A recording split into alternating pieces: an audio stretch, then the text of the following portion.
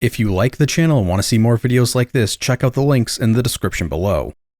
The PlayStation 2 is the greatest console to ever exist. I will not accept an idea that states otherwise. Some of the most important and genre-defining games came out on this console. I could talk about its library for hours because, frankly, it's massive, but in this video series I want to hone in on a certain genre, and that is hack and slash action games. We could argue what the definition is, character action, hack and slash, whatever, not important. The thing that I really want to talk about is the games themselves, especially the ones that I feel like have gone under the radar and are underappreciated. With over 4,000 games coming out on the console, it was inevitable that some things would be forgotten or lost in the shuffle. So with this video series, I want to talk about the things that are relatively more obscure. Everyone has talked about DMC and God Hand and God of War to death. I want to talk about the stuff that nobody's really heard of or nobody really cares about. Try to get some interest in them and try to expand people's horizons. The list of games I plan to cover for this series has reached at least 100. If you want to see what I plan to cover and play them first before I make a video on them, click the link to the list on Backlogged in the description below.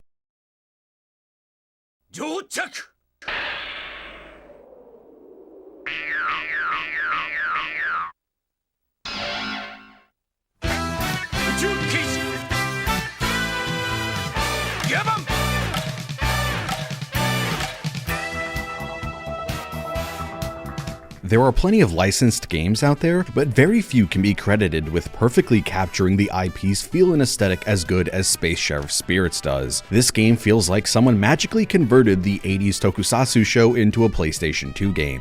This game does everything in its power to recreate the ever-charming feeling that old toku shows gave off with their do-it-yourself low-budget attitude to them. That's not to say that they literally had no budget, but these types of shows gave off a very specific vibe that they were making do with what they had, similar to the original Star Trek or the original Evil Dead. Very passionate, talented people making amazing practical effects, be it miniatures, sets, monster suits, explosions, that are super cool and even charming when they are at their worst. Like when you can clearly tell that the set is made of cardboard, or the rubber suits look so goofy and lumbering that the actor inside probably can't even see out of it. Now, for as much praise as I intend to give this game, and sell you on giving it a shot, I do want to be upfront and tell you that do not expect anything mechanically deep. It's like Gungrave with its very basic set of mechanics in a game that is super short, propped up by its amazing presentation. Its combat has more in common with the Batman Arkham games, with its move assist snapping you from enemy to enemy, more so than any action game we've covered so far. For as basic and as mindless as the combat is, it's very snappy and responsive. Sometimes you randomly jump to different enemies, which is annoying, and I couldn't figure out what the hell this does when I push L1, but the overall package is a net positive in my opinion. The game has multiple playable characters, with specific levels having branching options of who you can select. It is not an insanely different experience when it happens in the first campaign, so calling it branching paths might be a bit of an exaggeration. It's more so that you start a level as one character, and then you get to the second half of that level and you could play as the other character or stick to the one you are already playing. Though the second campaign does have two different versions of Mission 4 and 5, with different boss fights requiring multiple attempts to see everything. The combat of this game would take a massive leap in depth if there was more ways to actually combo your opponents. You'll see in the clips on screen now where I'm wailing on these guys and launch them into the air but can't keep the combo going. If only you'd be able to actually keep juggling the enemies instead of either being animation locked on the ground for too long or watching as your punches and kicks phase right through them in midair until your opponent hits the ground. How the combat works now is that most levels start you untransformed. You fight enough enemies until your meter fills and you do a QTE to Henshin.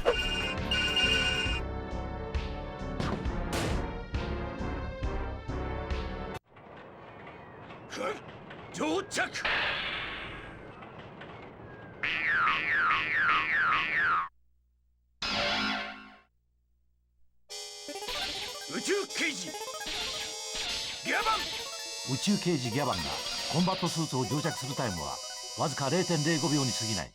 では乗着プロセスをもう一度見てみよう。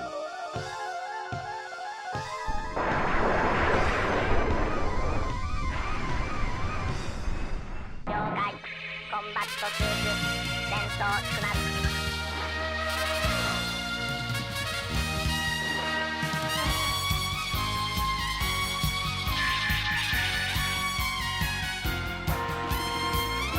When transformed, you get a special move, a sword you can equip, which unfortunately doesn't seem to vary up combos from my experience. It's more so just a visual thing. I want to say now that there is a pretty large language barrier with this game, so I can't confidently say that there isn't deeper mechanics to be found than I'm making it out to be. I tried looking some stuff up online and there really isn't that much information about this game in English, like game fact guides. There is this one Let's Play that I'll link to in the description below that shows what each button does, but it doesn't really describe them, which is how I know that pressing L1 activates visor mode, but like I said earlier, I don't really know what it does. It seems like it might be a lock-on, so when you do your special moves, it looks like M. Bison's Psycho Crusher. Unlike the PS2 Kamen Rider game, where the meter that allocates your energy for your special moves only refills when you untransform and then henshin again, in Space Sheriff Spirits, when you hit enemies, it restores part of your meter. So in theory, you could juggle your enemies forever and just keep using your meter indefinitely. To loop back around to the overall combat and the levels as a whole, like I said, every level has you starting untransformed. You fight enough enemies to fill your meter to henshin. After a while, the boss will show up and you'll fight them. Then you'll do this sick finisher and move on to the next one. The one unfortunate level in this game is one of the two final bosses from the second campaign, where all three of the sheriffs are present at the same time. It seems like the fight was balanced with having your two AI allies present, but the boss does this one move that shoots lightning all over the stage, sucking you into a black hole and does extreme amounts of damage. The AI are too dumb to be able to play around this and not just die instantly, leaving you all alone, since I wasn't able to figure out how to revive them if there was a way to. There are also some little fun gimmick levels, like where you have to run away from the monster of the week and throw rocks at it while waiting for Gavan to show up and save the day. Along with my personal favorite, the sushi eating minigame, where you have to grab the prompted sushi before the AI hand does, giving you 3 chances to spin the plate around and a few sips of tea if you grab the wrong sushi and begin to choke. There is also some little bonus side content. Like Garo, there is a versus mode where you can unlock characters to fight and play as. Sadly, I don't think you could take control of the villains, but I could be wrong on that one. The rest of the bonus content needs to have a caveat next to it, because based on what the few Baron game facts guides and wikis say, to unlock these extra modes, you need to grind points and complete some challenges. As much as I like this game, I sadly don't have the time to unlock these for this video. There is a survival mode which you can unlock after getting 5,000 points, and this one game facts guide says there is a Annie and Mimi's Big Adventure mode, which requires 50,000 points to unlock. There is no description or gameplay online of what this mode actually is. The Wikipedia page, which lists all the other features of this game, doesn't mention it. I have no clue if this is even real. Since releasing the original version of this review before putting it into this compilation video, I have gone out and bought a modded free McBoot PS2 memory card, and using PCSX2 I was able to create a hacked save file and confirmed that Mimi mode does exist. Using this memory card I was able to import that save to the PlayStation 2, and now I will show you what could potentially be the first documented video of this mode existing, at least on English YouTube.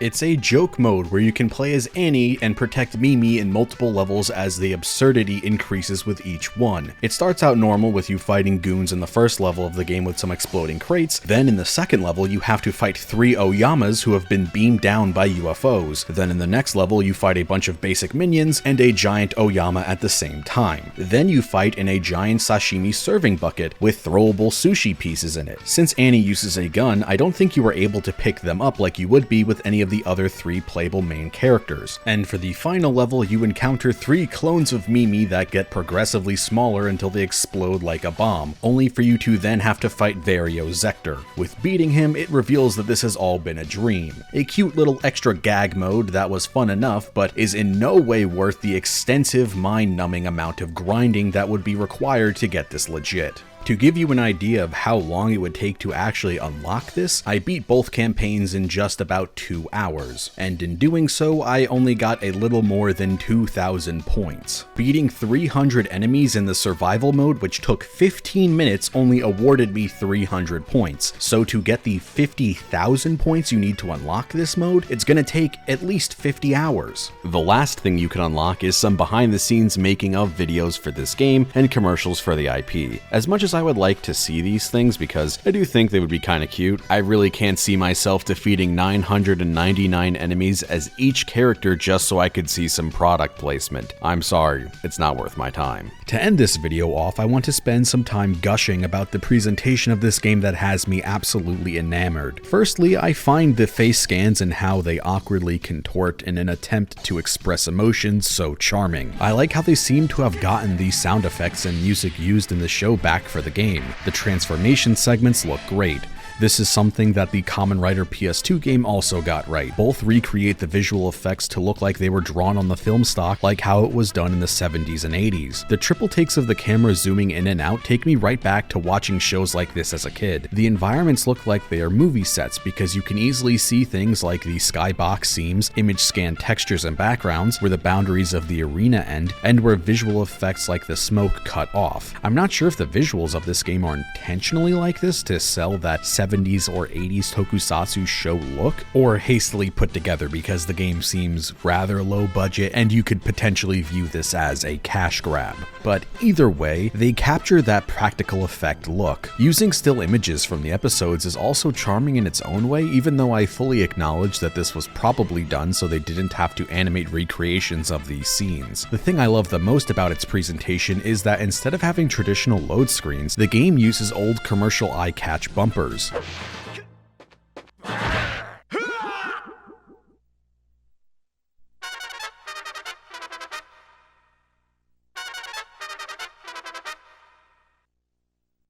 I wish more games tried to do creative little things with its load screens like this. Similar to what I said about the Garo PS2 game, it's a shame that Space Sheriff Spirits is as shallow as it is. It's probably for the best that it is like this, because I would rather have a game leaving me wanting more than a game that I can't wait to turn off like Gungrave Overdose. Since the only way to play this game if you're a Westerner is emulation, there isn't any price sync, so the 1 to 2 hours you'll spend on this game is more than worth it. I could think of plenty of worse games to spend your time on than this. Space Sheriff Gavan also recently got a Blu-ray through Discotech, and 30 of its 44 episodes were officially uploaded to the Toei Tokusatsu YouTube channel. I'll link both of them in the description below. I'll definitely be checking it out myself, since I only found out about this series when I first discovered this game 2 years ago and my friend told me about how he used to watch this growing up in Brazil. And I've only seen a few episodes of it when they were first getting uploaded to YouTube.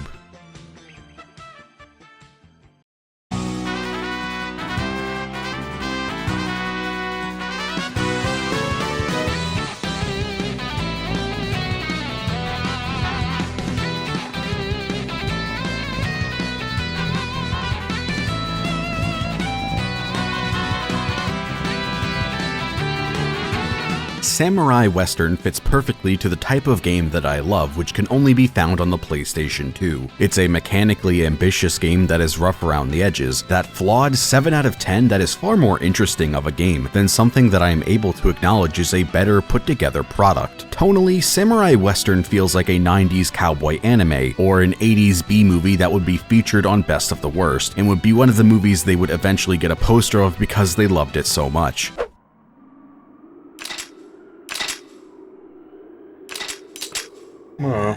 Oh, he's got a sword! Yeah! He has a fucking medieval sword!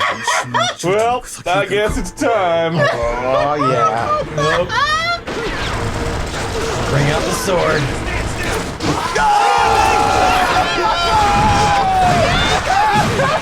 Yes! This is the best video ever!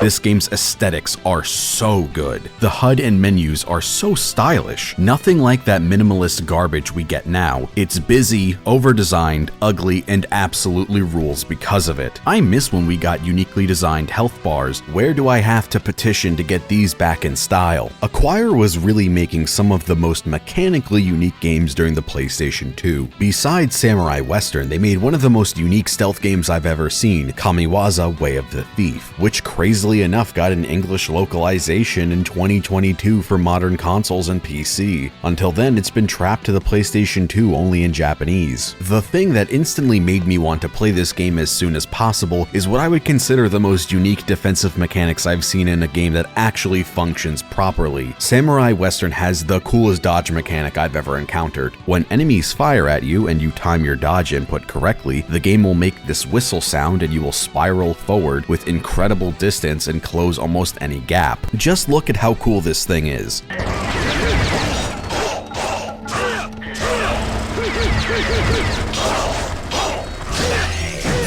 The other mechanic you use in tandem with this is deflecting bullets.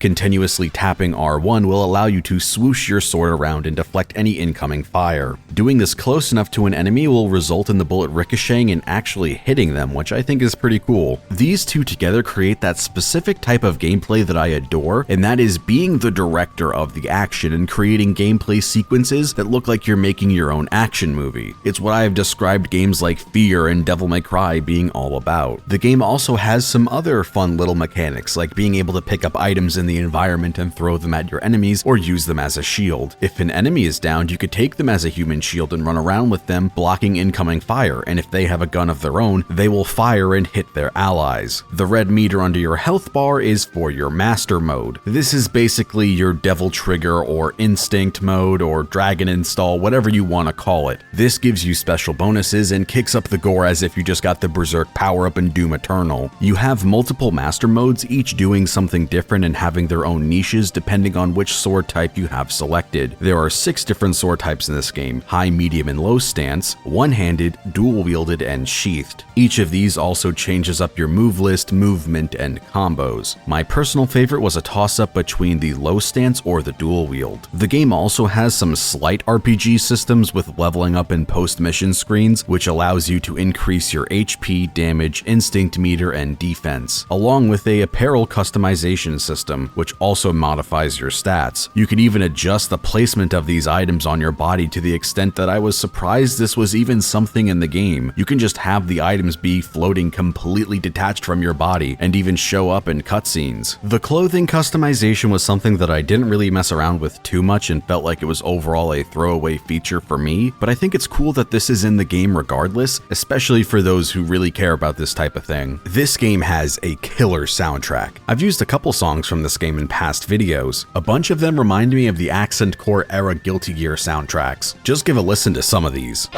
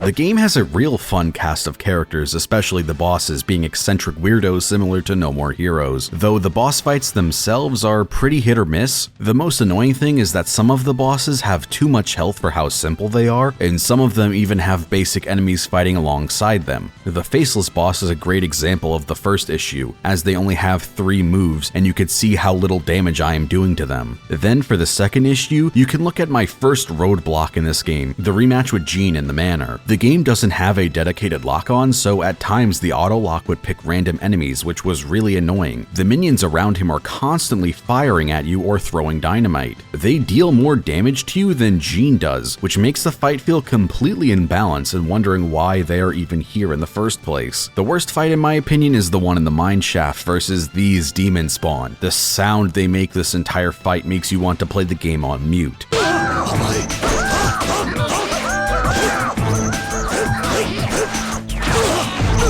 Because of how small they are, you often obscure them depending on where you are standing and where the camera is, which it doesn't have much room to move around since you are in a mine shaft. And like for other games I have mentioned in the past, the camera does not phase through things, so it either slows down when passing over objects in the environment or straight up just gets stuck. When you can see them, they basically have zero tells, so it's really hard to see an incoming attack. The bosses also just sometimes break, which is funny, like when it happened versus your brother. In fact, it even happened twice. The one upside to the boss fights is that you could completely melt them like a Marvel vs. Capcom 3 Happy Birthday, depending on the weapon and your master mode. Oh, bust that down! Wow! That boy is moving. He is on them. All right.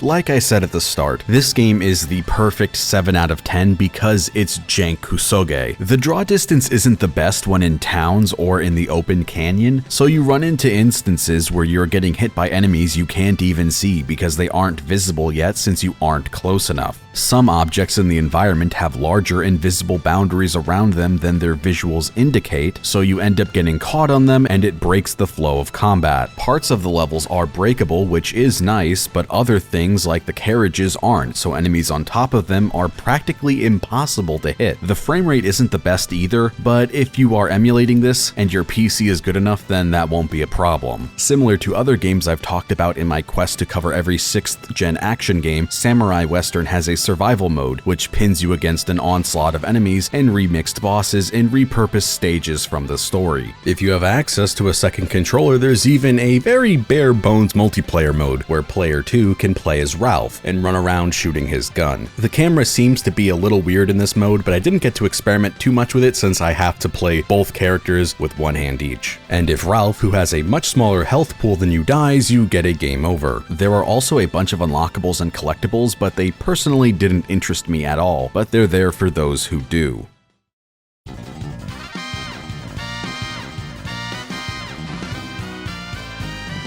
This game has such a fun energy to it that I'm willing to struggle through the negatives to dig down for the gold just beneath the jank. Realistically, the shortcomings of this game aren't the worst. I love the campy anime western vibes it gives off. It reminds me of Trigun or at times Fist of the North Star because of how goofy some of the cowboys you fight are. The film grain, which is 100% getting destroyed and compressed by YouTube, looks great in person. It's a shame that this game will most likely never get a much needed re-release at 60 FPS. Since it was published by known game preservationists, Atlas. They're also probably the ones responsible for this absolutely hideous American game manual. But maybe a miracle will happen for it too, just like it did for Kamiwaza, an obscure niche PlayStation 2 stealth game that was only in Japanese until last year, since 2006. When this game is firing on all cylinders, it really plays like nothing else out there. I can't recommend this game enough, and at some point I intend to cover the Way of the Samurai series, which apparently this game is a spin-off of. I also really want to cover Kamiwaza eventually, and show how Acquire was also doing some crazy stuff for the stealth genre and not just hack and slash. The Sword of Etheria is one of the most inspired games I've ever played. It is a type of game that has long since passed, and we will never see a big studio like Konami ever take a risk in making something like this ever again.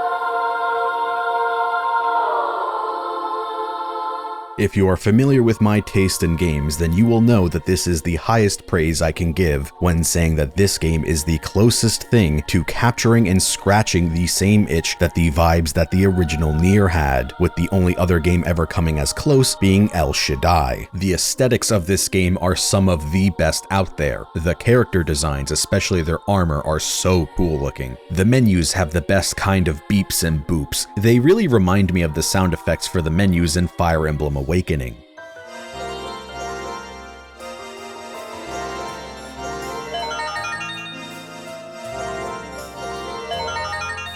Chapter intros have these amazing title cards and some of the smoothest liquefied transitions I've ever seen. The few pre-rendered cutscenes that are present in this game are still some of the most striking out there. The music to this game is incredible. It bounces between a combination of ambient, oppressive droning to orchestral works to banging rock music. If someone told me that these were prototype tracks for Nier or Drakengard 3, I'd believe them. There are simply too many good tracks in this game to show all of them off, so I highly recommend going out and listening to the entire OST yourself, but to give you an idea of just how hype the music can be, here is the main menu track.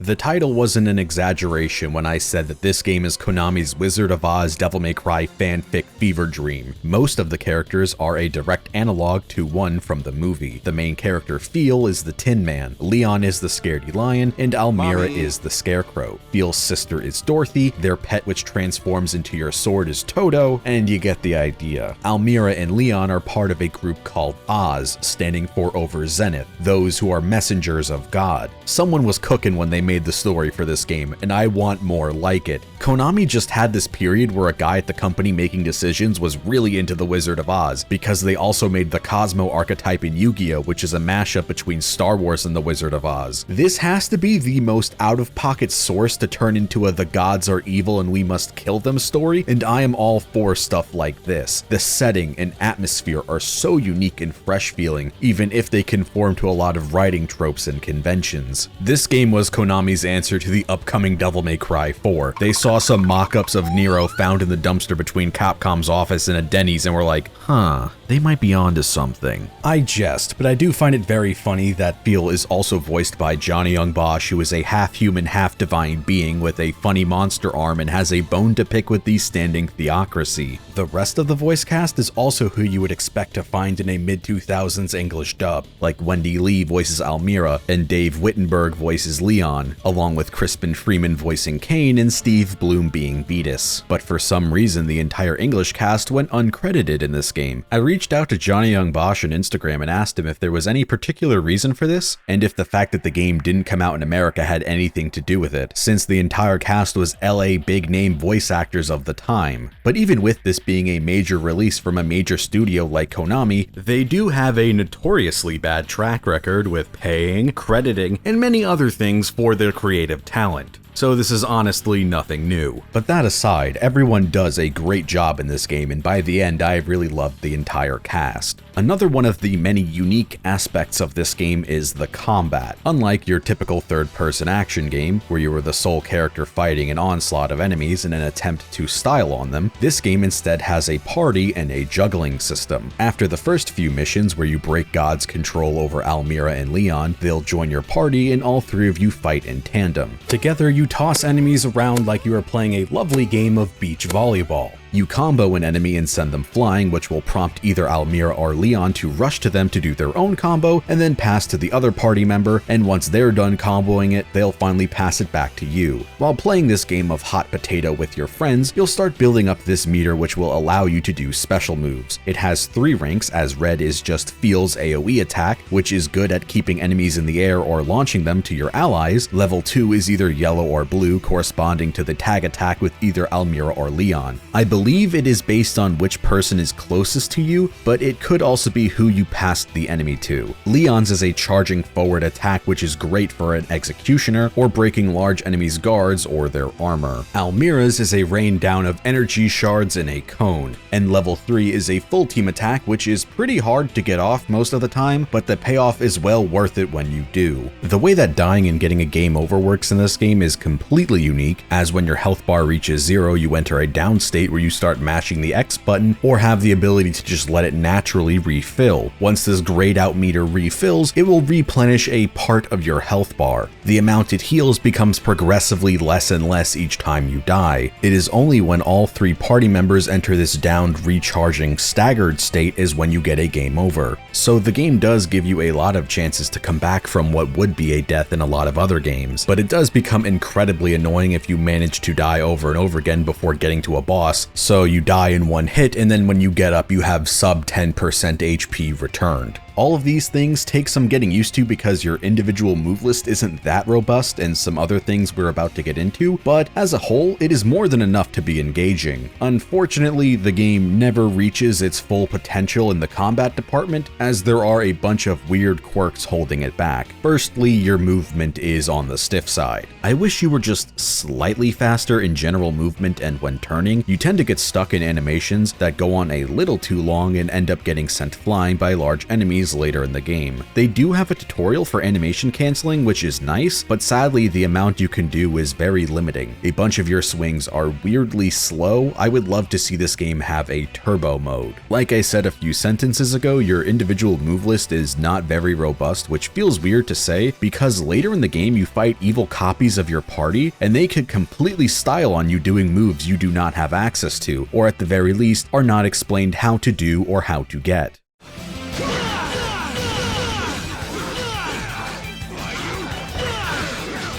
I referenced the Sword of Etheria when talking about the Ghost Rider game, that a shortcoming that a lot of games within this genre have is how they lack a unification between combos on the ground and combos in the air. This was the game I had in mind when writing that because it feels like there are 2 separate systems missing connective tissue, i.e. moves, that would tie the 2 together and increase the depth of this game. The almost jump cancel technique that the game teaches you is the closest thing you're going to get to ground to air gameplay, which is nice, but still feels lacking overall. At times it feels like you're playing with an incomplete move list. You just need 1 or 2 more moves that can connect things to make it feel a lot more seamless. Because of the stiffness and the lack of ground to air or air to ground combat, it's never easy to follow up on your allies passing enemies to you. You have to awkwardly try to get into a position to catch enemies falling into your general direction. The only way to catch them is either by doing a basic ground combo at the empty air and hope they fall into it, or jump into the air and do a basic shallow sword slash and try to suspend them into the air for your teammate to follow up. The lock-on has a horrible habit of picking someone not even close to who you are trying to fight, often an enemy dying behind you off screen or super far away. Dude, this lock-on is just sometimes the fucking worst. Like, I'm trying to lock onto the guy I'm standing right in front of, and it locks me onto a dude who's dying in the background. Like, what the fuck was that? Come on now.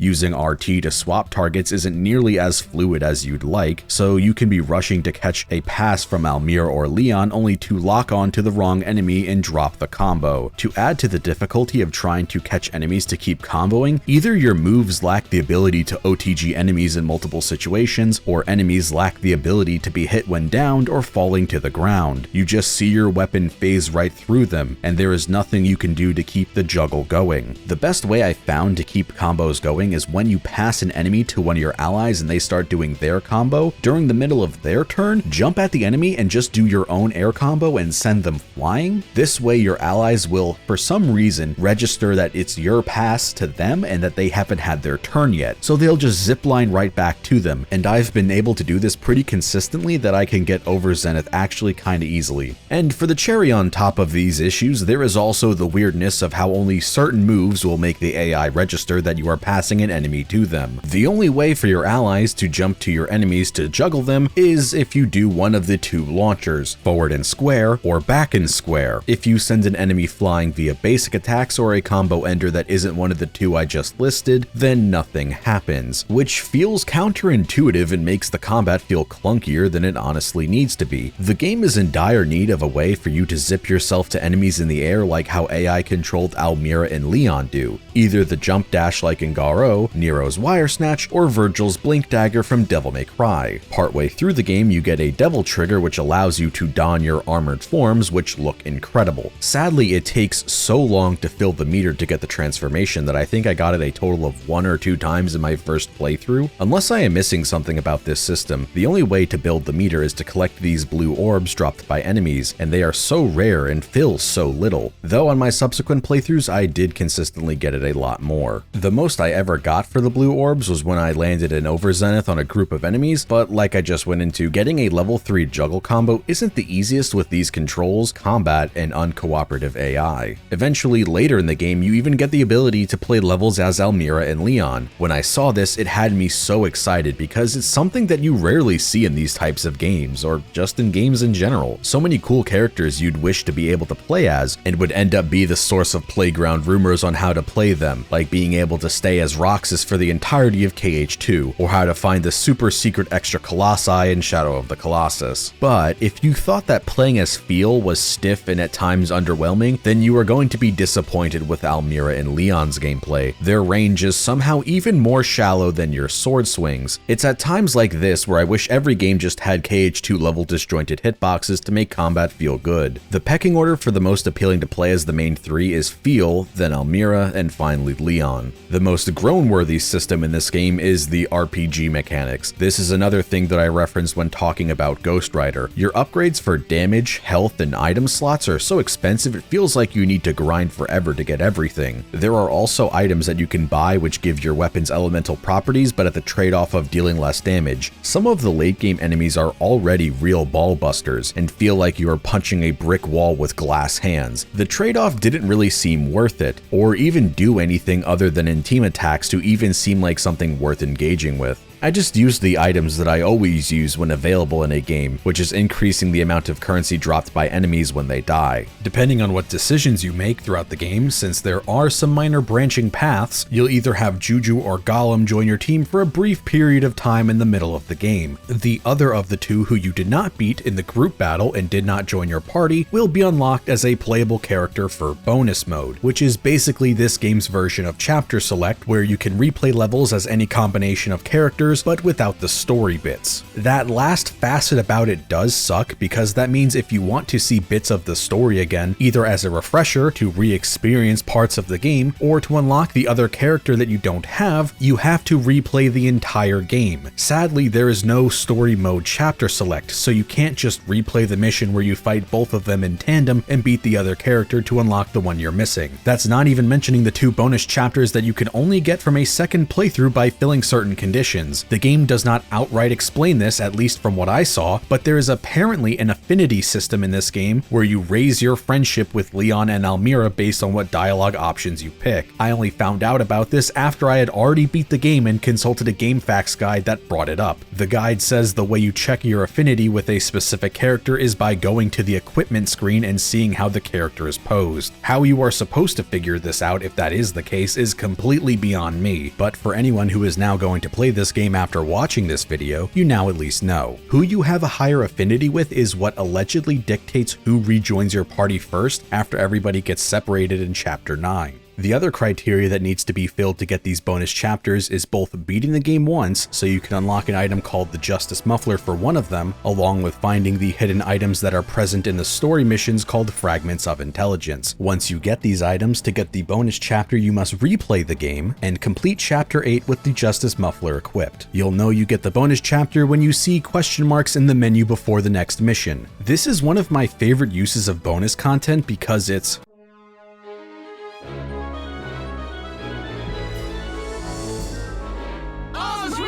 The Slayer Squad! That's right, it's a Super Sentai gag level where Feel wakes up in modern day Japan and the gang are Power Rangers with unique costumes, transformations, and music, as enemies have been repurposed into Saturday morning cartoon villains, cheesy voice acting, and everything. Soon you'll all be loyal servants of Theologia, our secret organization. Gah!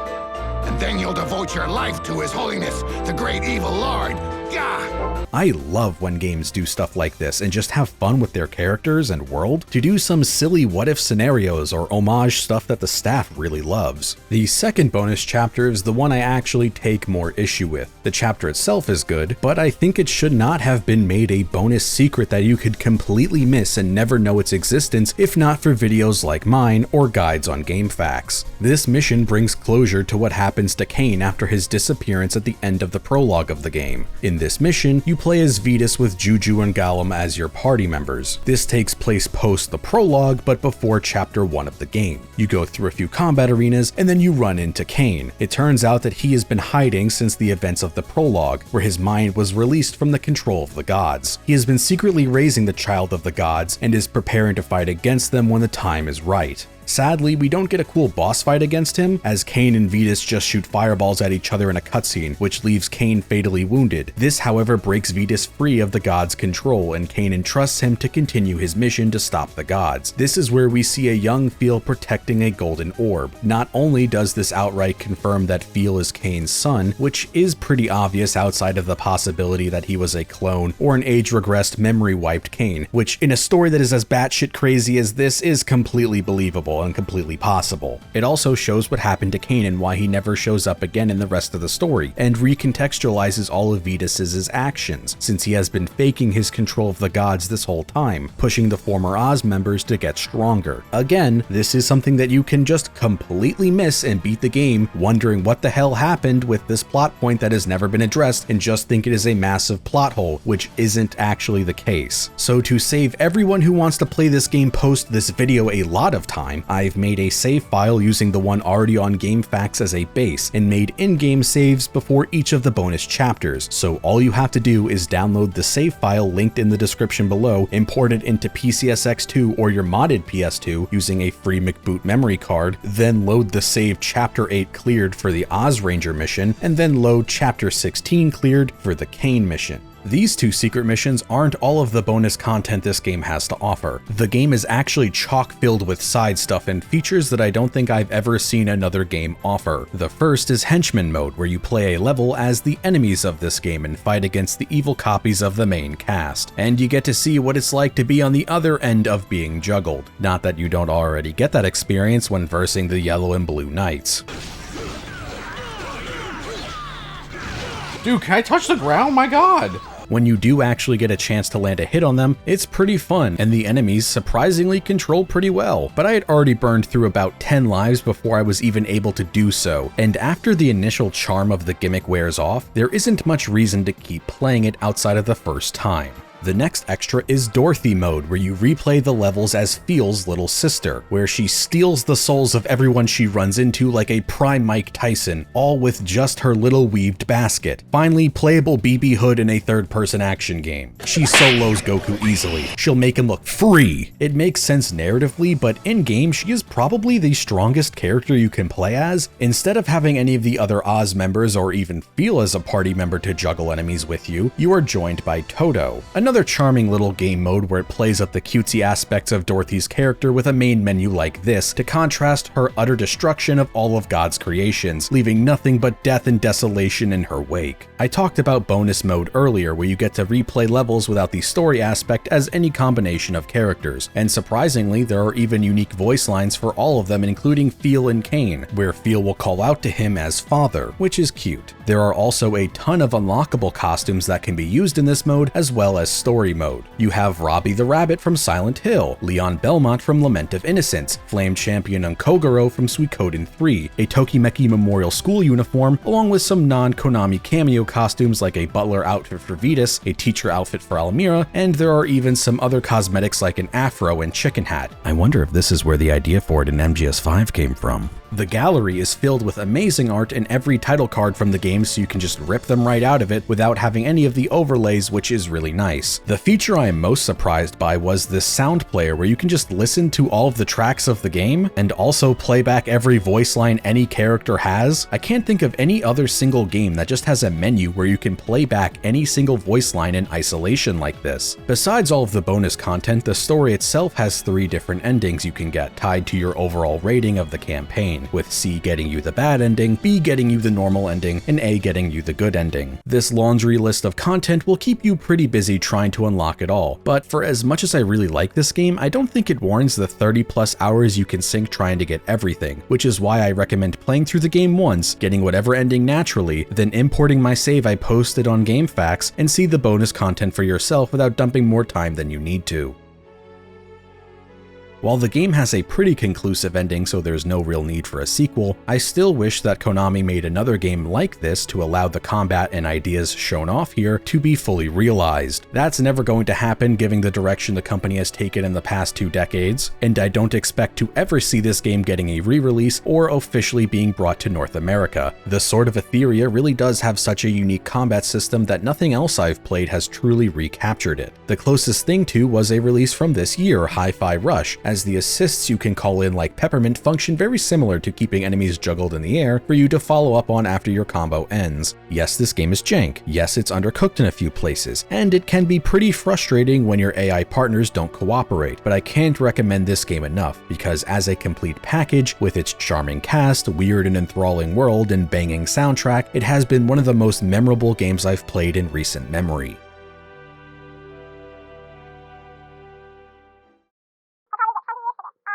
What's that? They pronounce it Etheria. I'm not going back to change it. Hi, my name's Jake. I thought I knew who I was, a kid who liked to do normal things, go to school, play video games, hang out with my friends. But the other night, my whole life changed when my friends and I were given the power to morph. Change shapes, become animals.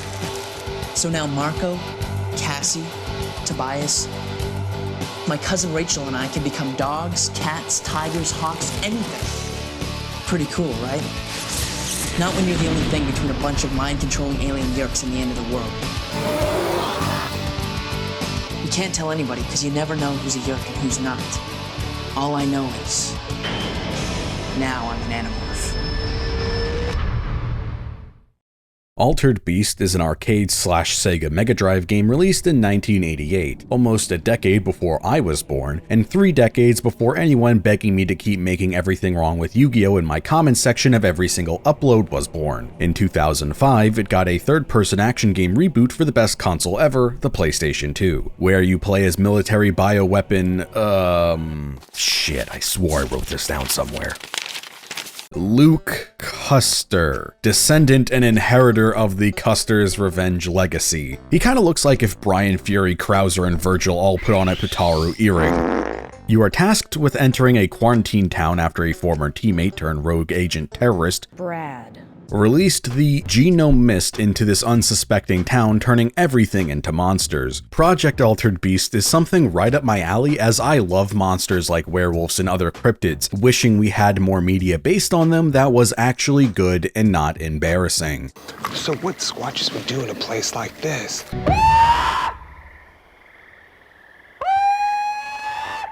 It's the closest thing we'll ever get to an Animorphs action game. The game is incredibly ambitious with what it's trying to adapt into gameplay, but it doesn't always work and has some of the most frustrating segments in any of the games I've covered so far. This game has me so conflicted because at times it's great, and at others it's awful and not worth suffering through. It's held back by its own shortcomings and could really use a sequel, but that's something we sadly will never see. The game opens with you being transported in a box via helicopter to the infected town before it's struck down by monsters. This is where you'll see our first transformation, and man, did they put all of their budget into these. They are so elaborate and super detailed. I'm not sure how much I could even show of this because it might trip the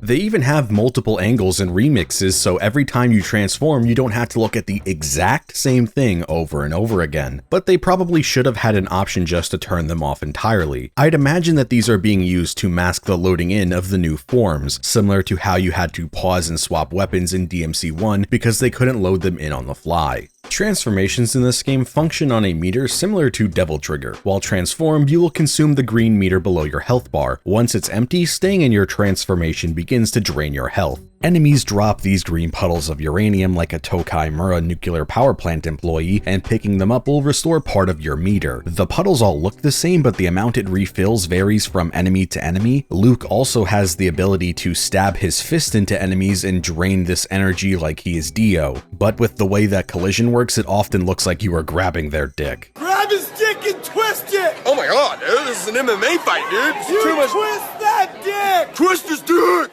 Initially, the only form you have is Werewolf. This will function as your all-arounder and is the most straightforward when it comes to combat. It's fast, has wide swipes, and does decent damage for the most part. Your jump does damage like Ifrit in DMC1, which is important to remember for some of the enemies I'm going to bring up later. Your special move is a John Tailbane Rush Tackle, which, with an upgrade, can have you go in multiple directions. To describe the overall feel of combat, I'd say it's a weird blend between a Musou game and a more conventional prototypical hack and slash game you would find on the PlayStation 2. It can seem pretty stiff as the game seems to buffer inputs, so if you are mashing, it will just keep doing your basic full combo and won't let you diverge with other buttons. Your jump also seems to have this buffering to it, as well as some hefty feeling input delay. You have to play this game pretty disciplined because mashing is just going to leave you animation locked in these same slash attacks forever, which often results in you getting hit by easily avoidable attacks from the enemies. The large crowds of enemies that are dispatched with relative ease that Musou games have Stockholm syndromed people, including me, into loving often become an annoyance rather than fun to power fantasy your way through, because most of, if not all of your moves can be interrupted easily with the flick of an enemy. A gentle breeze can interrupt your combos if enough enemies huddle around you, making doing combos feel impossible. Speaking of combos, there isn't much in the way of comboing compared to its contemporaries. Werewolf has the most combo potential of the main forms, where you can do a basic square combo ending with a launcher, jump into juggling them, and then before they hit the ground you could hit them with a super move Rush Tackle if your meter is filled. The rest of the base game forms are either too stiff and slow or are projectile-centric ranged characters. You can buy more moves to branch your combos as each input of square paths into either a triangle input, an X input, or another square input for some of your other forms. In the case of Werewolf, his upgrades are pretty disappointing since every X input you can get for each of your new square additional inputs for your basic combo are just the same launcher every single time, so you end up having to pay progressively more and more upgrade points to do the same move just later in your combo. It's another one of the many instances where it would have just been better to make your launcher be hold back with the left stick plus square, and have it be that way and unlocked for every instance of the square rush combo, so all of these X inputs you can unlock could have been unique moves like they are for other forms. Your air combat for melee forms is present in the same sense that my high school guidance counselor was present when I nearly failed out because I was absent so much due to illness. You can point and go, yeah, that's an air attack, but anything more than that is unfortunately non-existent, and like when I needed help from my guidance counselor, you are better off going to something else who can do the job better. Your human form does have this sick as hell dive kick that can OTG enemies and keep your combo going, so there is potential present in this game, which is part of why I describe it as so frustrating at times. Just in the first combat arena, you can feel the promise that this combat system had. It's not terrible, mind you. I still had a lot of fun playing this game on stream, which if you want to go watch the VODs, you can find it on my Twitch channel in the description below, but it could be better, and the fact that we won't see something like this again really makes it sting all the more. The camera in this game is one of the worst feeling I have encountered, only being beaten out by games that I've played for this series but haven't covered yet, like 10,000 Bullets. Not only is it as slow as my release schedule for the Yakuza retrospective, with no settings to increase it, there is also momentum to its movement as it gains speed over time. Why anyone would think to add acceleration that needs to be ramped up to move your camera left and right is beyond my comprehension. Thankfully, the left bumper is more than enough as a replacement, as pressing it centers the camera behind you, and holding LB will keep it tracking behind behind you like you're an inbred cousin of Crash Bandicoot. After a few minutes, I had completely abandoned the right analog stick like a broken condom child and became best friends with the left bumper. If you plan to play this game after this video, I think it is imperative that you do this. The second form you get is the Merman. His gameplay will make you look back on the Majora's Mask remake's Zora swimming in a positive light when compared to his swimming speed. His movement also has this weird issue because to swim you have to hold the X button, but to go up and down you also need to tap the X button when standing still. So you can't swim at full speed and change your altitude at the same time, making your movement feel like you are playing a crane game rather than playing as a fish. Merman is the gimmick form of this game, as you can only turn into him when you're in deep enough bodies of water, otherwise the transformation is locked off. Less creature of the Black Lagoon and more of a fish with legs. This is your first taste of the projectile ranged characters of this game, and you will quickly see why they aren't very fun. You are completely beholden to the auto tracking of your projectiles. You live and die by if your projectiles actually hit your targets and go to who you're aiming for, or doing nothing at all and leaving you with no way to hit them. Very Dino Crisis 3-esque. Now you may be thinking after hearing this that you should avoid upgrading this form. No! Please, for the love of God, put points into this form and save yourself from the massive headache that I had to deal with because your damage is piss poor versus enemies in water when not upgraded. Combat arenas function like Devil May Cry, where these magical barriers erect once enemies spawn in, but in this game the ones glowing the same color as the door are the only ones that are mandatory to kill. Of course, they are way tankier and deal more damage than the basic versions of them, so please do not put yourself through the torture of trying to struggle through the swimming segments because you want to use all of your upgrade points on the forms you find more fun like I did. There is a noticeable amount of difference from the upgraded Merman versus the damage you get initially. I forgot to mention this in the original script of this video, but how Luke gets his new forms is really funny. Every time you beat a boss, Luke sticks his hand into their body, rips out their microchip, and then just scarfs it down like he's a TikTok kid trying to figure out what a Nintendo Switch cartridge tastes like. The next transformation you get is the Yeti, and while it's been a present factor since the start, it gets more egregious from here on out, and that is the description of new moves versus what they actually do in gameplay. So many of them do not match what they are billed as. This is not a spin. It's possible that these descriptions are just tied to the wrong moves, because the Yeti does have a spinning attack, but it's a different upgrade later in their skill tree. Now that we have the Yeti, we can get more into the bosses of this game, and how they are pretty hit or miss. They follow the basic design philosophy most bosses are all about, where they test you on things that you just got and learned. The entire mall level section of this game has you using the Yeti to throw giant boulders of ice at both flying enemies and those who are hanging from the ceiling. So when the boss of this area is a griffin flying around a basketball court, you'd think that the game would want you to use the Yeti form, especially when you manage to actually hit the damn thing with the boulder and it does massive amounts of damage. But the griffin is so fast and your attacks and movement are so slow, it's almost impossible to hit this guy. That's not even taking all of the basic enemies into account that are in the room so you can drain them for meter. Flying enemies are already so annoying in this game, but the flying bosses really are on a whole new level of insufferable. If you don't want to be stuck on this boss like I was, you just need to accept the fact that the sonic jump attack for the werewolf is the easiest and most effective way of dealing damage, and the only form you should bother using, especially in phase 2 on the roof, where they have even more room to fly around and be obnoxious with. Once you beat the griffin, you get access to the bird form, which I think is the coolest part of this game. Normally in other games this would be a hyper-restricted ability similar to how Merman is here, but not only does it allow you to fly all over the overworld, transporting you from zone to zone much faster than it is on the ground, it also allows you to freeform fly through the ground levels themselves and completely skip over combat encounters or obstacles if you want. This form will unlock you the ability to get to some of the previously gated off segments and sections for collectibles, upgrades, and unique encounters. This game does have some Metroid backtracking elements to it, and I find it really fun because all of the forms get to shine in their own unique ways and open up the map more and more. The only thing that is annoying about this is when you transform into a specific one needed to unlock their corresponding areas, you'll have to stand around and wait for their meter to fill so you could do their super to blow up a gas tank or whatever else it may be. The next form you get is the Minotaur, and the fight to get it is another flying enemy, and it is just as, if not more, insufferable as the Griffin. Again, like what I said about the Merman, you should really really upgrade the attacks for the eagle form because you were going to be relying on it more than you would want to. Also, if you manage to kill any of the unique enemies in any of the hidden special encounters, please get the upgrade to allow you to move while doing the Eagle's Tornado Super. It makes an already really good move even better and felt like a necessary ability for the final boss. These unique encounters can suck my balls. They are so tanky while often being surrounded by other enemies and on a timer. The best strats I had was to either clear out the room with the eagle form from a distance before the unique enemy spawned in and the timer started, or if they were alone, to use the Yeti form and just chain grab them and slam them into the ground over and over again because they couldn't get away, and I would just animation lock them with a second to spare. The final boss of this game has entered the contention for the worst final boss of the PS2 action games I have covered so far. It's a 6-phase gauntlet of misery with a boss that has too much HP, too much invincibility frames, too many shitty hitboxes, and too high of damage. If you fail at any of these phases, then it kicks you back to the save station outside of the boss room, which you have to then wait for the special move meter of your dragon form so you can blast the force field away to even start the boss. The second and third phase have the same issue the Griffin did, where it is clearly meant to be attacked with one form, the Yeti versus the fire form and the Minotaur versus the ice form, but you take so much damage from being hit by their attacks and stuck in awkward animations versus terrible hitboxes that it is just better to deal less damage with the same attribute as them, because the Yeti takes 0 damage versus their ice attacks and the Minotaur takes 0 damage versus their fire attacks, so you can just infinitely wail on them until they do any of their melee attacks or fly to the other side of the room. Then there is the flying phase, which is what got me stuck on this boss for multiple hours. You are at the mercy of the auto aim again versus the most obnoxious shit in this entire game. I had to use the iframes of the Eagle's Tornado form just to dodge a bunch of their attacks. Being able to move during this special with the upgrade to reposition yourself was so useful, and why I recommended getting it earlier. This phase was such a roadblock that it took me possibly longer than my entire playthrough of the rest of the game, which at one point I stopped recording and keeping track of it, so it wasn't just wasting hard drive space of me failing to fight this thing over and over again. Remember, you are on a timer for your forms with this green meter, and sometimes the boss just doesn't release any of the goop for you to absorb so you can get more time in your form without taking any damage to your health bar. Or if they drop it, depending on where they're standing in the room, it can just fall completely out of bounds and you have no ability to pick it up. The phase after this one is whatever. You just jump at it with the werewolf form like you did versus the griffin, and the final phase is said to be easy by a few of the guides I consulted after getting brick-walled by this boss, but it killed me a few times because you need to break its force field first with the dragon form, but to balance how ungodly powerful dragon is, you move like you are geriatric, and the boss sends these glowing snakes at you that will explode, so I got stuck in the rhythm of breaking the shield, but having to dodge the snakes so I wouldn't die, and couldn't actually deal any damage to the boss. Once you beat the boss and subsequently the game, there are some post-game goodies and mini-games. The game has a Bloody Palace equivalent with the Elevator of Doom, but its implementation is definitely worse than Bloody Palace. In this mode, you have to select one of your forms and enter the elevator with it. It is then the only form you have access to when fighting, so it more so highlights the game's somewhat restrictive combat due to its animations, rather than its interesting variety of transformations. There is a boss rush mode where you are timed, but seeing as most of the bosses are the worst part of this game, the only reason you would ever want to do this is for its reward, which the final post-game content worth mentioning is the 3 secret unlockable transformations: the Grizzly, Brad's Were-Tiger, and then the Alien,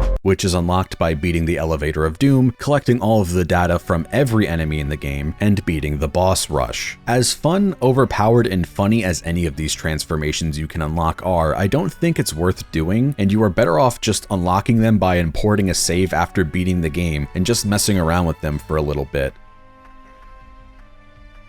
Like I've tried to make it clear throughout the entire video, the game is chock full of interesting ideas and ambitious attempts of adapting unique monsters to gameplay, but for as much cool stuff present, it equally has something that makes you want to snap the disc in half. I still recommend playing this game because I overall look back on my time with it fondly, and wished that it was a game that came out in America, because if I played this as a child, I would have been absolutely obsessed with it. Instead, even Sega knew this game was kinda jank and ass and decided to only localize it in Europe, so the only real way to play it is through emulation or a modded PlayStation 2. It's really unfortunate that a game that plays like this didn't get a sequel, or at least something that played similar to it that could have built on its ideas but played better.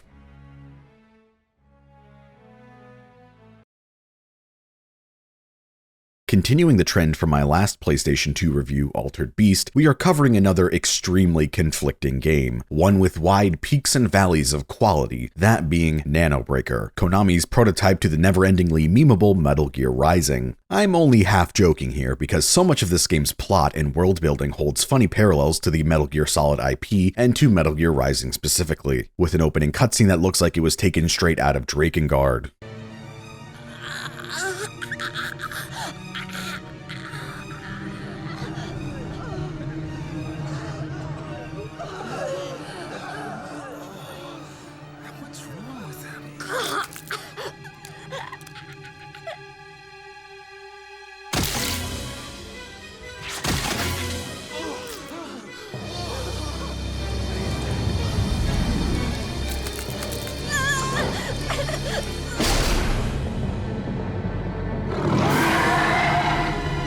The setup for this game is that the nanomachines implanted into people living on this island have gone rampant, turning them into monsters called orgamechs. The government then takes out of cryostasis a white-haired cyborg ninja with a high-frequency blade that runs on the blood of his enemies as fuel, telling him that he needs to go in there and stop the supercomputer AI that is causing all of this. If the computer virus is infecting people, then I need to get a human virus to infecticide the computer.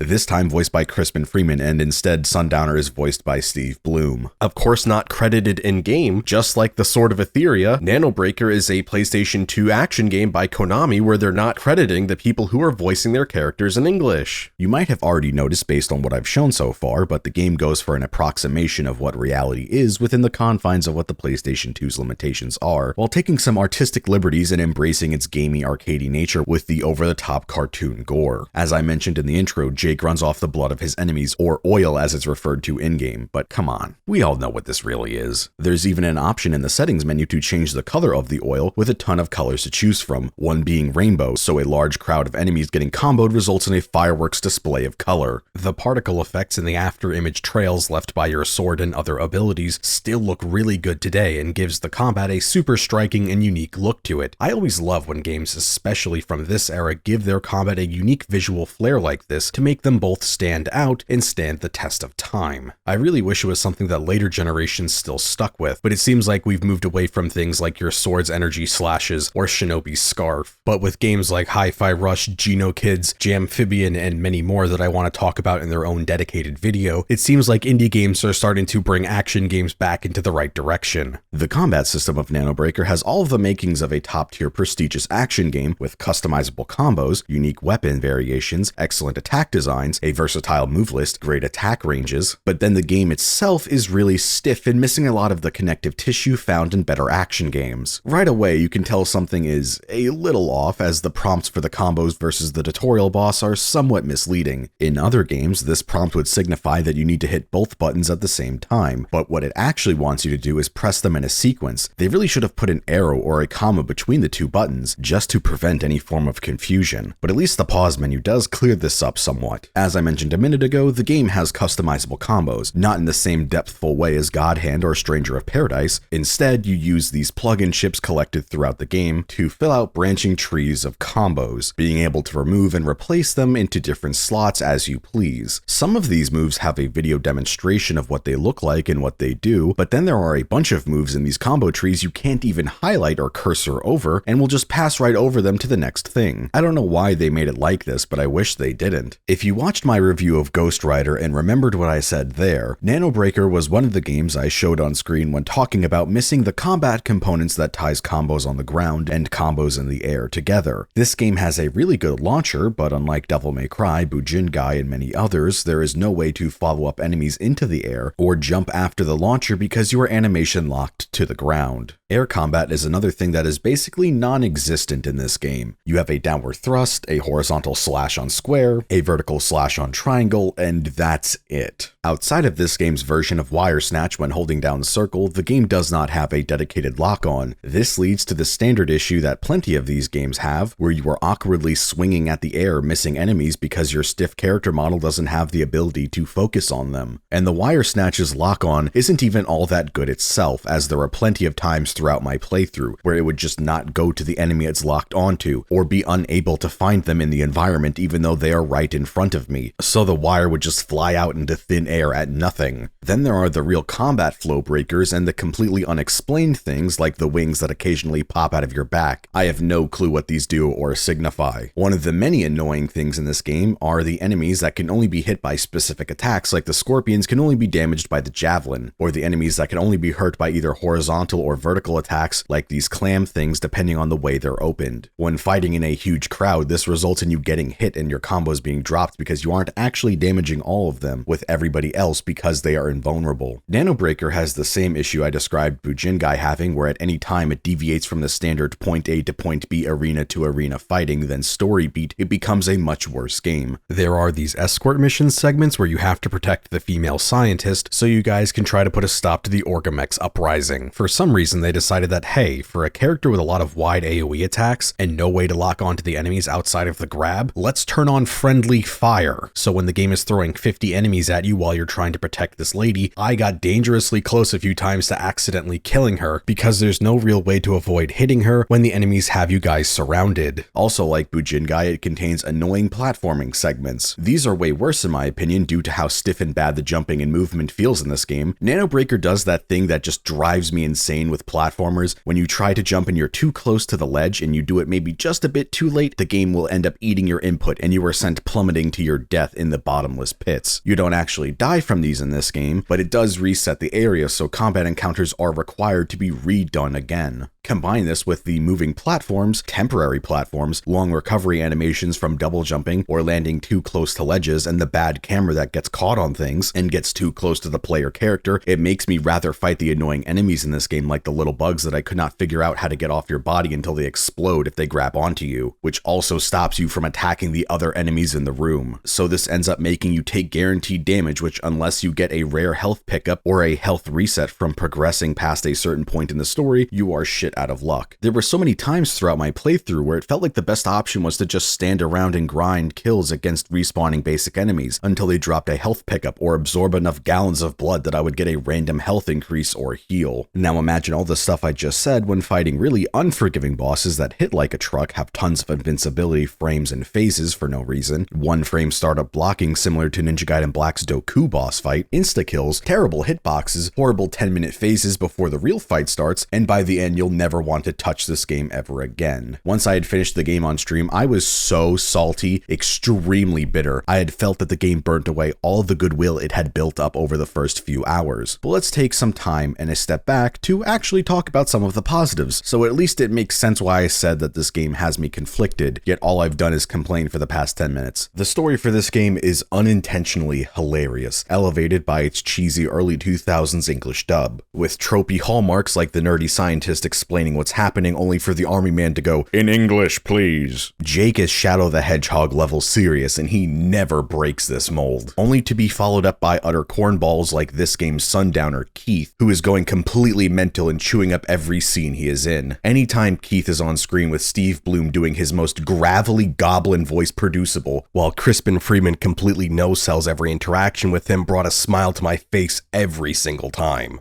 Think you can just blow me off like that? Your arrogance!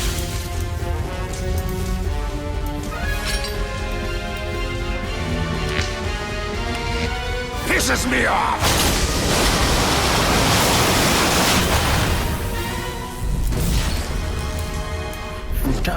Jake radiates that, "Oh, I'm so tragic. I suffered such a deep emotional scar previously that I'm too cool to ever react to anything happening in this game." The dude can get so melodramatic and self-serious that he makes Ben Reilly look like Makunochi Ippo. On the topic of that self-seriousness, this game has the perfect level of mid-2000s edge to it. It's so quaint by today's standards where everything is irony, poison, Josh Whedon quipping. But the one thing that stood out as jarring no matter what happened in the game was some of the music choices. The music isn't bad, mind you, but given the circumstances of what is happening to everybody on the island and all of the monsters you are ripping through, some of the music sounds like it was straight out of a circus performance.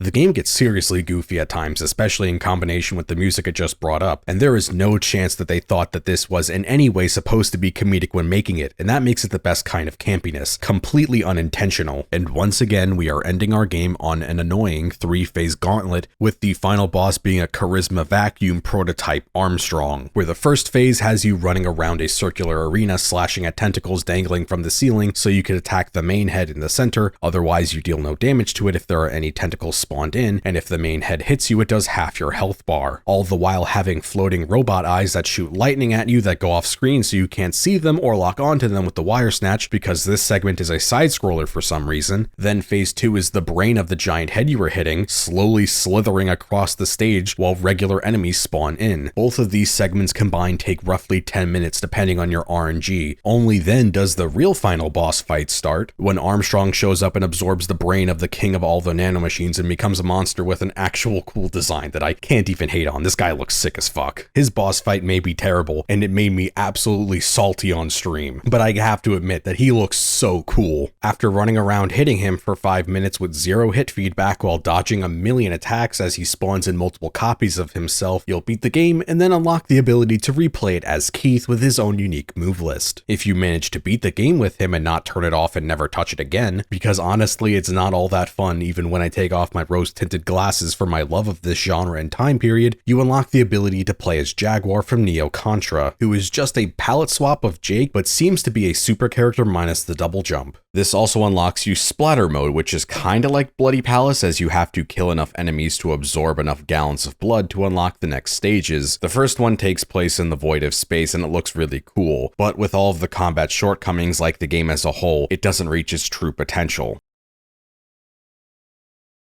Man, why couldn't this game be good from start to finish? Instead, we got a game that starts out strong with a lot of promise, hits a midpoint with a decent amount of system mechanics, but is being held back from its true potential, then nosedives right into complete frustration with bosses, enemy encounters, amounts of backtracking with how slow you are, shitty platforming segments, and the list goes on. No amount of silly campy cutscenes can carry a game like this. I don't care if the homeless man living in the sewer shows up at the end with a nice-ass car to drive you off a cliff as the island explodes and cuts to credits. The last 2 to 3 hours of this game had me so salty that it changed what was going to be a really positive review into something I imagine comes off pretty negative to the viewers. I still say give it a try, but if you bounce off it at the start, it's only going to get worse from here on out, so it's probably not worth suffering through. If anything, watch the cutscenes on YouTube because you can probably get a good laugh out of them.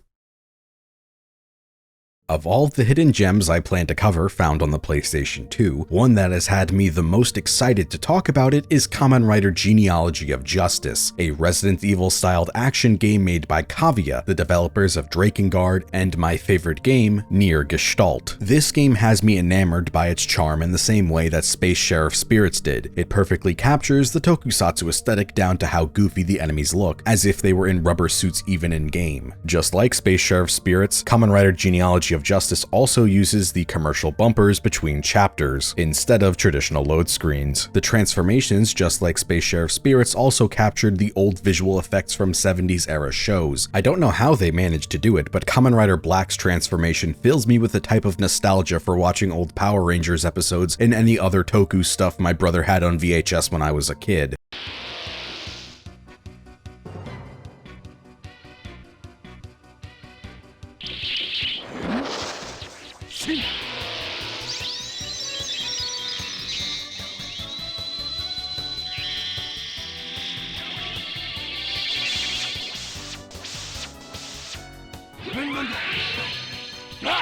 This game utilizes some of the best visual techniques that the Resident Evil franchise has long since abandoned. Fixed camera angles, pre-rendered backgrounds, they even use the same turquoise metal texture that early Resident Evil and Onimusha games had that I absolutely love. If you haven't already noticed from my footage so far, unfortunately this game does not have an English patch, and was never released outside of Japan, so that means you'll have to play it in Japanese on an emulator or a modded PlayStation 2 if you want to experience it. Hopefully this video will drum up enough interest that maybe one day we'll see an English patch for the game. But either way, the game is simple and straightforward enough for most of its runtime that this isn't really an issue. You can play through the first 4 of 6 chapters without needing a guide or understanding of the language, because the game's level design and visual language guides you to solving puzzles. I had this example prepared for an eventual video on Rule of Rose that I put on the back burner, where in that game there isn't any real clear thought process or through line that you can follow to try and solve puzzles or figure out where to go next. You give an item to your plot dog, Brown, and it sniffs the ground leading you to your next item or the next part of the story. In Genealogy of Justice, for example, you enter this abandoned building and the power isn't on, so the elevators and electronic doors don't work. You go outside and see the power grid box and notice the fact that it is missing a lever. One of the other unlocked doors takes you to a supply shed and you find the lever. This then makes you realize, oh, this will turn the power back on, and because the art direction of this game using pre-rendered backgrounds, you can always tell what is interactable in the levels, and for an extra good measure, a lot of these story beat items have a shimmer to them so there's no chance of missing them. You can then apply this thought process of straightforward puzzle problem solving to the rest of the game up until chapter 5. Now, that may make it sound like this game gets bad or confusing or convoluted at this point, but that's not the case. It's simply that the game introduces a new system and becomes a lot less straightforward that I don't think that you can reasonably figure out what to do without a guide if you cannot read Japanese. Chapter 5 is where they introduce the ability to swap between each of the riders to interact with the levels in different time periods to help the other riders progress in theirs, similar to how I had wished swapping between characters worked in Dino Crisis 2 during my review for that series. As one rider, you'll go around, maybe turn off a laser or two, open a door, unlock some machinery, put an item into something, then you swap to one of the others, and their time period is changed too. I'll link both a GameFAQs guide and a YouTube walkthrough in the description below that you can use if you end up playing the game and getting to this point. Going into this game, I wasn't really sure what to expect gameplay-wise. I wasn't sure how much of a survival horror game this was going to be. Maybe you would have to ration your transformations and their powers similar to the ninjutsu in Shinobi, and your ammo in Blood Will Tell, or maybe you would ration your time transformed similar to Garo or Altered Beast. Maybe it would be like Space Sheriff Spirits, where combat refills your meter so you can stay transformed and do special moves. Instead, this game only really uses the surface level attributes of the Resident Evil formula. You have your healing items strewn throughout the levels that you could pick up off the ground, green vials being for your health and red vials being for the energy meter that your suit and its powers run off of. Your suit can just turn on and off at the click of the bumpers, and the meter refills incredibly fast, so there isn't any real reason not to be transformed outside of the one time where you have to fight mind-controlled civilians. You can just keep downing Red Bulls to refill your energy meter and never turn off the suit. If you do need to turn off your suit and refill your meter, you just hit both bumpers, stand still for a few seconds, or even just progress through the levels, and then you're good to go. It fills up incredibly fast, so obviously they really wanted you to use this. Basic enemies are total pushovers. If you are transformed, you kill them all in one hit. Only bosses give you any sort of resistance, which is where you should save your energy vials for. The competency and damage of bosses widely varies. Some are just as much of a pushover as a basic enemy, and then others are a 10-minute fist fight that is super tense. Outside of the basic Resident Evil formula, there is one minigame segment that happens a few times throughout the game, and that is a motorcycle chase sequence. It is okay. It's charming enough, it's cute, I enjoyed it, but it's nothing super depthful and doesn't control that amazing. Now, I do like this game. I found it enjoyable to play, otherwise I would have put it on the back burner and saved it for the batch of bad PS2 games, which I've already played a few of, that aren't worth my time until I've already blown through all the good games this console has to offer. That being said, the game has the patented cavia jank. The movement of Kamen Rider Genealogy of Justice is very similar to the first Fatal Frame game, so if you watched my review of that series, then you know what I'm about to say. You spin on a dime, it is not tank controls, you feel like you have no friction to the ground, which is fine for the most part, but for some reason the game actively fights you and sends you in the wrong direction all the time. Combine this with the transition times between camera angles that would make Yakuza 1 look instantaneous, which I have been actively cutting around so far, so in reality, they are much worse than I've made it look in this entire video. Each transition is about 1.5 to nearly 3 seconds, and enemies spawning back in every time you transition the camera makes traversal around the map become incredibly annoying. The combat is both pretty stiff and really shallow. You have a punch, a kick, a tatsu when holding down the right bumper and kick, and a special move when holding the left bumper. Punches are as slow as when you try to fight a bully back in one of your nightmares. There is a counter system where if you punch or kick at a certain time, you can parry an enemy and knock them to the ground, but that's really all there is, and it doesn't come up that much in basic gameplay when every enemy dies in one hit to you. And to make matters worse, when playing certain characters, especially near the late game like V3, for some reason the game runs a lot worse compared to all the other playable characters. Maybe I've just been disappointed and beaten into the dirt by all the recent Kamen Rider games and Bandai licensed games in general that I found this completely serviceable gameplay-wise and finding it being far more enjoyable than it actually is, or deserves credit for. That being said, I'd rather play this with the mindless combat hallways of dudes running at me every time a screen transition happens than playing through any of Bandai's copy and paste arena fighters from recent years. It sucks to say, but the game is bare bones, it is jank, and I've completely run out of things to talk about it. After a while, you're just redoing the same things over and over again. You're running around through the same map over and over again, refighting the same bosses a bunch, and while it is fun, and I did enjoy it, the story is kinda whatever. You're fighting Nazis, but not Starfish Hitler. They're making bioweapons or superhumans or genetically altered people, I think. There's a time distortion, I don't know, there was only so much that I could parse from the text without having to stop at each cutscene, pull out my phone with Google Translate on it, hold it up to the screen so I could fully understand what is being said. I could only praise it and talk about it so much, I'm blatantly just trying to fill time and fill dead air so the video could hit a long enough point so I could put ads on it and actually make money off this. I don't know how to end this video. Play it if you want. It's enjoyable, but it's not amazing. It's a solid 6 out of 10. Hopefully it gets an English patch at some point. Enjoy this footage of Kamen Rider Genealogy of Justice on the beach, and I'm going to play the outro now.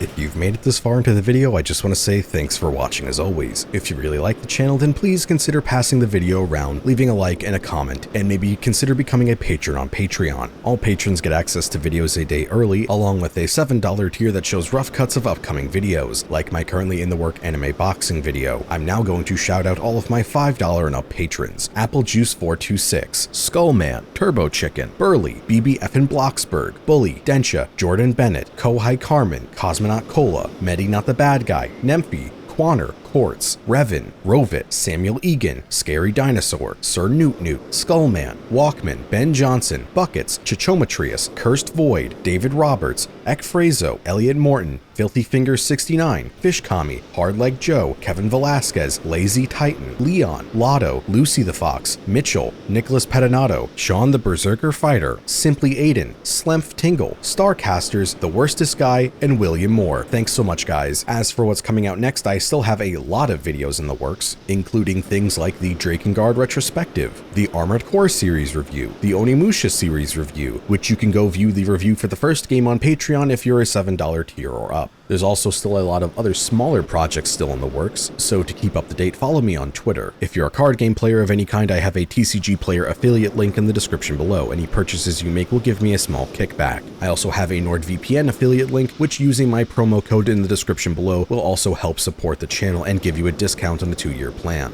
That's pretty much it. I hope you enjoyed the video, and as always, thanks for watching, and see you next time.